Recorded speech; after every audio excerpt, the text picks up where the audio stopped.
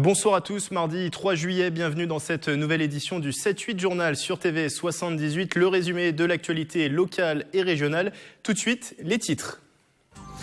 La région souhaite poursuivre sur sa lancée après une bonne année 2017 record dans le secteur. L'Île-de-France a présenté hier son dispositif tourisme. Parmi les mesures principales, un pass spécial Ryder Cup ou encore le retour des volontaires du tourisme. Dans un instant, entretien avec la présidente de la collectivité, Valérie Pécresse. À Chevreuse, désormais, les habitants peuvent payer en euros et aussi dans une autre devise. La racine a été mise en circulation depuis 10 jours dans plusieurs commerces de la commune et des alentours. Invité de ce journal, Christian Portal, président de l'association La Racine pour le collège des particuliers. Enfin, le burger est le sandwich le plus consommé par les Français et il inspire les plus grands. Un agriculteur d'Auffargis a lancé une compétition du meilleur burger qui a mis aux prises, vous le verrez, des chefs étoilés du territoire. Mais avant de développer ces titres, de nombreux chantiers cet été à Saint-Quentin, en Yvelines. Les routes et voiries seront en réfection. Certains travaux ont débuté, d'autres démarreront dans les prochains jours. Et forcément, des restrictions de circulation et déviation sont à prévoir pour les automobilistes yvelinois. Le point complet avec Toukini Rilanto. Vacances et possible mal en patience pour les automobilistes yvelinois. Plusieurs travaux ont lieu cet été dans le département. Le pont Schuller va être doublé entre les communes de Maurepas et la Verrière. Quant au pont Cachin, à Trappes, il va être réaménagé en vue de couvrir la nationale 10. La voirie, quant à elle, n'est pas en reste. 4 km d'enrobés seront posés dans l'agglomération. 6 communes sont concernées, Elancourt, Guyancourt, Magny-les-Hameaux, Montigny-le-Bretonneux, Trappes et Voisins-le-Bretonneux. Les travaux commencent dès le 9 juillet. Outre les automobilistes, les cyclistes ne seront pas oubliés. Une nouvelle piste cyclable s'ajoutera à celle existante à Elancourt. Même chose à Magny-les-Hameaux, le long de la départementale 195. Tous ces travaux devraient se terminer d'ici à la rentrée de septembre. Cela ressemble à un début d'été parfait. Soleil et chaleur s'installent sur l'ensemble de l'Île-de-France depuis plusieurs jours. Une bonne nouvelle forcément aussi pour le secteur du tourisme. Après une année 2017 record avec 48 millions de touristes accueillis, la région poursuit ses efforts pour attirer Français et étrangers dans la capitale et sa région. La présidente Valérie Pécresse présentait hier ses différentes mesures pour y parvenir. Lancement d'un pass à partir de septembre lors de la Ryder Cup pour combiner transport et visite ou encore le retour des volontaires du tourisme, ces gilets violets qui vous guident près des monuments et points clés franciliens. Nicolas Kirillovitz et Patrick Jacques de Dixmude étaient présents à Paris pour le lancement de cette opération Séduction. Après une année 2016 terrible pour le tourisme en Île-de-France avec les attentats et les intempéries, la région Île-de-France s'est fortement mobilisée pour faire revenir les touristes en Île-de-France. Et en 2017, année record comparée aux 10 dernières années passées. Les touristes sont revenus en masse à Paris et dans sa région. 2018 semble marquer la même tendance sur les premiers mois et selon les premiers chiffres qui sont à notre disposition. Parmi les dispositifs mis en place par la région, les volontaires du tourisme, ces jeunes qui ont un kawaii violet et qui guident les touristes dans les endroits clés de la capitale et de la région et notamment au château de Versailles. La 3e saison de ces volontaires du tourisme est lancée ce lundi au palais de la Porte Dorée à Paris. C'est la 3e saison, Valérie Pécresse, des volontaires du tourisme. Ça prouve que c'est un dispositif qui marche concrètement. Pourquoi c'est apprécié par les touristes, ces volontaires du tourisme ? Vous savez que nous avions perdu 1 million de touristes après les tragiques attentats du Bataclan. Et ça avait causé la disparition de 30 000 emplois en Île-de-France. Donc il fallait évidemment donner un coup de booster au tourisme. Et on a travaillé sur la qualité de l'accueil. Vous savez ce qui est souvent reproché aux Français, mal parler les langues, ne pas être suffisamment accueillant vis-à-vis des touristes.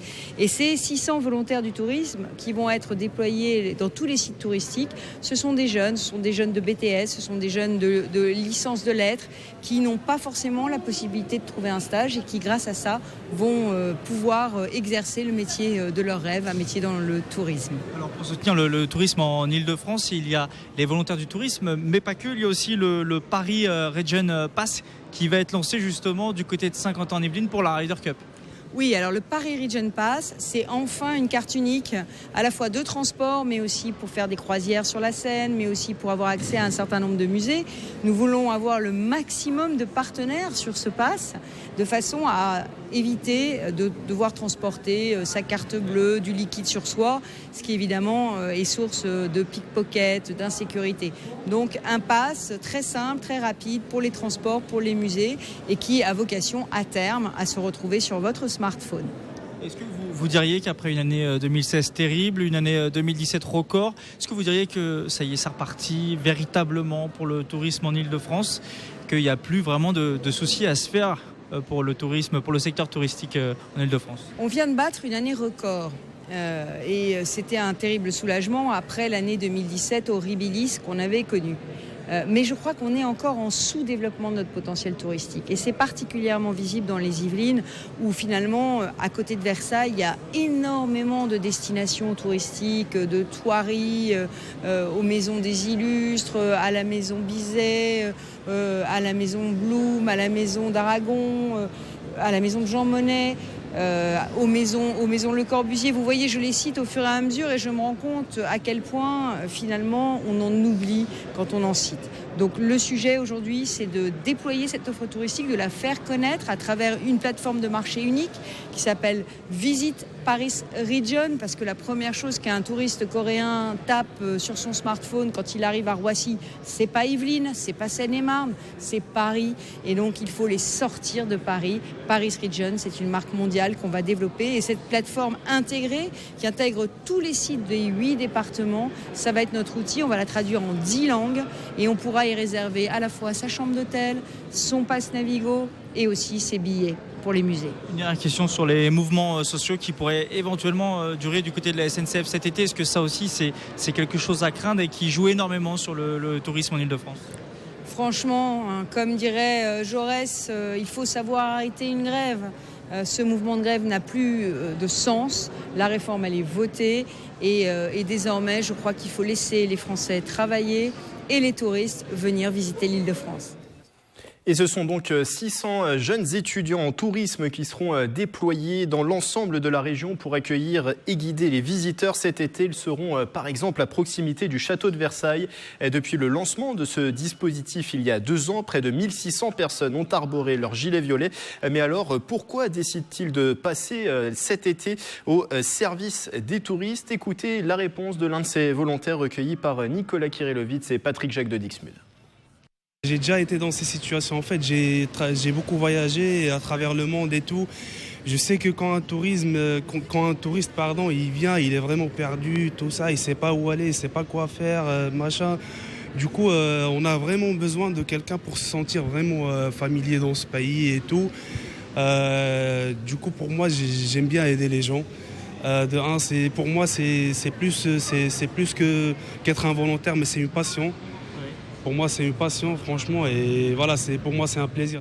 À Montigny-le-Bretonneux, les étudiants de l'Estaca ont désormais un lieu dédié à l'innovation et à la réalisation de projets. Ouvert depuis plus d'1 an, le Fab Lab vient d'être inauguré officiellement.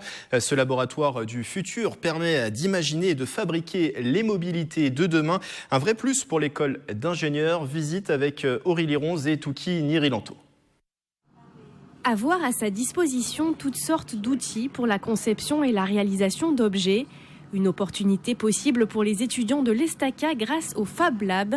Ce concept, né aux États-Unis, est un laboratoire de fabrication numérique. Intégré au sein de l'école d'ingénieurs basée à Montigny-le-Bretonneux, le lieu est en libre accès sous la supervision d'un Fab Manager. Ils viennent pour des projets personnels ou pour des projets associatifs ou pour des projets liés à la formation. Sachant que nous, on a hiérarchisé, évidemment. Donc on dit la règle, c'est que les projets associatifs sont prioritaires. Et puis après, les projets formation et personnels. Fraiseuse numérique, imprimante 3D, machine qui permet de graver des circuits imprimés. Le Fab Lab a été cofinancé par la région Île-de-France et Saint-Quentin en Yvelines. Depuis son ouverture il y a un peu plus d'1 an, il a permis la réalisation de plusieurs projets comme un bateau adapté aux personnes handicapées ou encore la fabrication d'une fusée expérimentale. Parmi les avantages apportés par ce laboratoire, un gain de temps pour les prototypages. Si on passe par les moyens conventionnels de production, il faut passer par des sous-traitants. Donc envoyer notre pièce au sous-traitant, le sous-traitant va évaluer si c'est difficile ou pas de la produire. Ensuite, il va la produire, nous la renvoyer. Donc s'il y a un petit défaut et qu'il faut qu'on la modifie, il faut qu'on repasse par ce process à chaque fois. Notre projet pour l'année prochaine, c'est d'essayer d'organiser régulièrement le jeudi après-midi quand ils n'ont pas cours, pour les étudiants qui le souhaitent, des petites formations. Donc formation à l'usinage, formation à l'impression 3D, formation sur les Arduino, enfin les kits de développement électronique. Cet équipement du futur, un vrai plus pour les étudiants ingénieurs de l'ESTACA qui pourront encore plus imaginer et inventer les mobilités de demain. Depuis 10 jours, elle est en circulation sur le territoire de la vallée de Chevreuse. Vous pouvez payer désormais en racine dans une vingtaine de commerces de Chevreuse et des alentours. La monnaie locale a été lancée. Bonsoir Christian Portal. Bonsoir Canalé. Vous êtes le président de l'association La Racine pour le collège des particuliers. Alors la devise est entrée en service le 23 juin dernier. 10 jours plus tard, quel premier bilan tirez-vous? Est-ce que ce sont des débuts timides, encourageants, inquiétants peut-être? Non, ce sont des débuts certes timides, on était en phase de test. L'objectif, c'est de savoir, de prendre connaissance de tous les bugs, de toutes les difficultés qu'on pourrait avoir. Et donc, on en rencontre quelques-unes, c'est normal. Mais dans l'ensemble, les débuts sont plutôt encourageants, notamment du côté des particuliers qui sont assez enthousiastes. On a rencontré lors de cette journée du 23, puis pendant les escapades gourmandes le lendemain au château de Méridon, on a rencontré beaucoup de comportements très favorables à la monnaie. Oui, alors, ça a été bien accueilli. L'idée, c'était de faire de la pédagogie, leur expliquer pourquoi lancer cette monnaie. Et certains étaient déjà branchés sur l'idée. On a eu beaucoup de retours favorables. Et bien entendu, ça n'est pas une devise, pas plus une monnaie, c'est en fait un moyen de paiement, rien d'autre, ce qui simplifie énormément les choses. Alors, le seul point, on peut dire un point peut-être noir sur ce lancement, c'est que vous regrettez, tout le monde ne joue pas encore le jeu, peut-être, pour cette racine? Voilà, c'est un petit peu difficile du côté des commerçants, notamment du commerçant de bouche, qui sont pas forcément les plus importants dans le déplacement d'argent, mais qui sont les plus importants dans l'appel. Dans le phénomène d'appel, parce que c'est là qu'on va commencer à dépenser. C'est d'ailleurs dès le 23, un certain nombre d'entre nous sont allés déjà dépenser de l'argent en racine. Moi-même, j'ai dépensé la première transaction en racine, elle s'est faite le jour de la livraison des billets, c'est-à-dire quelques jours encore avant, sur l'épicerie des Molières. Vous êtes d'ailleurs venu avec quelques billets, on aura l'occasion d'en reparler juste après. Alors pour payer justement en racine, il faut être adhérent de l'association. Est-ce que vous avez enregistré beaucoup d'adhésions là depuis 10 jours? Alors on a enregistré pas mal d'adhésions, soit en direct au moment sur place quand on était dans la rue ou dans les différentes manifestations. On en a enregistré sur le site également. Pour l'instant, on est au moins 200 adhésions fermes, donc qui sont déjà faites, et puis plus entre 20 et une cinquantaine de professionnels qui sont déjà engagés sur tout le secteur. Et là, le secteur, il s'étend à combien? Une vingtaine de commerces pour le moment? Ça peut s'étendre encore plus? En matière de commerce, oui, pas plus, mais par contre des professionnels beaucoup plus, parce qu'il y a des graphistes, il y a des comptables, il y a un certain nombre de prestataires qui ne sont pas proprement parlé des commerces. Et à terme, l'idée, c'est vraiment que ça s'étende sur l'ensemble du territoire du parc naturel régional? On va progresser de deux façons. On va progresser par contamination, c'est-à-dire que là, pour l'instant, on est sur Chevreuse. On a un gros pôle qui va se développer sur Magny-les-Hameaux. Là, on a des gens motivés, on a une commune, on a une municipalité qui est très motivée, qui est très moteur dans cette affaire-là. On a un groupe de personnes là également très motivées. Donc la prochaine étape, c'est Magny-les-Hameaux. Saint-Rémy, les Chevreuses, qui est entre les deux, eh bien, il va être contaminé par les deux côtés, forcément. Et puis, toute la vallée de l'Yvette, ça sera aussi un élément de contamination. Et puis, on aura d'autres phénomènes qui seront des phénomènes peut-être par saut de puce. C'est-à-dire qu'on va avoir des bassins de vie qui vont être très moteurs. Par exemple, sur Jouarre-Pontchartrain, on a un bassin de vie qui est très important. Sur Versailles également, on a des groupes locaux qui fonctionnent, qui sont très dynamiques et qui donc vont faire certainement démarrer la monnaie plus vite que l'espace entre les deux ne pourrait le laisser supposer. Pour la petite anecdote, la monnaie a été lancée dans la première commune, c'était à Molières à la mi-juin. C'est là où s'est effectuée finalement la première transaction en racine. C'est ça, la première transaction, le jour de la sortie des billets, on a fait la première transaction avec un commerçant extrêmement motivé. Ça s'appelle Entre la poire et le fromage, au Molière. Donc au Molière, dans le département voisin de l'Essonne, mais qui fait partie de ce territoire de la vallée de Chevreux. Si on vient aux origines du projet, les objectifs, on pense forcément à redynamiser le commerce local, aussi favoriser un lien social, construire une identité aussi. Oui, puis construire une communauté de gens qui vont fonctionner ensemble, par exemple, des commerçants qui vont réapprendre à fonctionner ensemble. C'est pas le cas actuellement parce que on s'aperçoit que les associations de commerçants sont absolument désastreuses. Il ne se passe rigoureusement rien. Les réunions, on peut les comprendre, hein, c'est difficile. Ils ont des journées déjà lourdes, des lendemains matins où ils se lèvent tôt, des préoccupations personnelles assez difficiles avec des prêts, etc. Donc les préoccupations de groupe ne sont pas tout à fait les leurs. Il faut que ça leur redevienne, notamment parce que c'est un moteur considérable de leur propre activité. Mais ça, il faut qu'ils arrivent à comprendre qu'en aidant les autres, ils vont s'aider eux-mêmes. Et ça, c'est pas facile. Alors, parlons des billets. Vous êtes venu avec quelques billets. Quelle valeur de billets de Racine peut-on retrouver et qu'est-ce qui figure finalement sur ces billets ? Alors, on a 20 Racine, 10, 5, 3 et 1. C'est donc des coupures de cette façon-là. Vous avez des personnages célèbres, historiques ou pas d'ailleurs, des technologies qui peuvent être sur place. On a la fonderie de Coubertin par exemple, on a des territoires évidemment ou des éléments de patrimoine et puis des paysages. Alors évidemment on a 4 déclinaisons de billets par valeur faciale, ce qui fait qu'il y a 20 billets différents qui vont arriver. Et pour éviter, par exemple, les falsifications, est-ce que... Alors, c'est du vrai papier monnaie, c'est du papier qui a ce bruit-là, et qui, donc avec un filigrane à l'intérieur, et qui en plus a un vernis sur certaines parties du billet, qui fait qu'il est infalsifiable, enfin il est incopiable par les scanners ou par les photocopieuses. Et combien de billets sont en circulation actuellement ? Alors, on sait de l'ordre de 13 000, mais c'est pour une valeur... Alors, ils ne sont pas en circulation. Ils ont été imprimés. Donc 13 000 pour une valeur de 73 000 euros, donc 73 000 racines plus exactement. Et ces billets ne seront en circulation qu'à partir du moment où ils ont été convertis par des adhérents qui les ont. Et donc là, pour l'instant, par exemple, ça se passe à 2 niveaux, mais toujours en principe au niveau des comptoirs de change. On a 2 comptoirs de change à Chevreuse et un au Molière. Celui des Molières a converti près de 1 000 euros en racines. Donc en quelques dizaines de jours, moins de 10 jours. En tout cas, on peut retrouver toutes les informations sur cette monnaie locale sur le site internet qui s'affiche en bas de l'écran. On arrive déjà à la fin de cet entretien. Merci Christian Portal d'avoir été avec nous. Et je rappelle que vous êtes le président de l'association La Racine pour le collège des particuliers. Merci d'avoir été avec nous. Je vous remercie. De l'économie locale, on passe à la gastronomie du terroir. Depuis cette année, l'hamburger est devenu le sandwich préféré des Français devant notre traditionnel jambon beurre. Éric Sanso est un agriculteur d'Auffargis. Il a lancé une compétition, le Slow Food Burger, avec les plus grands chefs de la région, ceux du Trianon Palace de Versailles ou encore de l'abbaye des Vaux-de-Cernay qui se sont mesurés devant un jury. Camille Lambert a assisté aux dégustations. 3 barbecues, 6 cuisiniers et un jury. Lundi 2 juillet, la ferme de la Petite Hogue à Auffargis a pris des allures de top chef. Éric Sanso, agriculteur et amoureux du terroir, a organisé la première compétition de burger slow food, un mouvement qui vise à sensibiliser au mariage entre gastronomie et écologie. C'est un événement pour mettre en valeur les avants des carcasses, parce que bien souvent les bouchers ne veulent travailler que les arrières des carcasses et non pas les avants. C'est une vache de la maison, nourrie uniquement à l'herbe et au foin, dans les meilleures conditions, que des produits locaux, des fruits, des légumes qui viennent du coin.